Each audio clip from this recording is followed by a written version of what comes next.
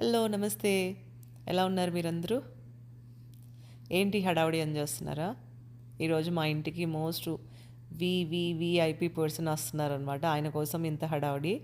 So ముందుగా మీ అందరికీ వినాయక చవితి శుభాకాంక్షలు.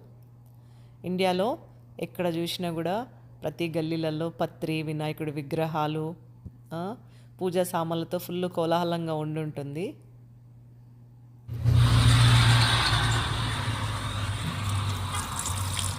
అందులో ప్రతి గల్లీలో కూడా పెద్ద పెద్ద గణేశుడి విగ్రహాలు, భక్తులు, మంత్రాలు, వీటితోటి సందడి సందడిగా ఉంటుంది. అవన్నీ ఇక్కడ అమెరికాలో మిస్ అయినట్లు అనిపిస్తూ ఉంటుంది, ముఖ్యంగా ఫ్యామిలీ.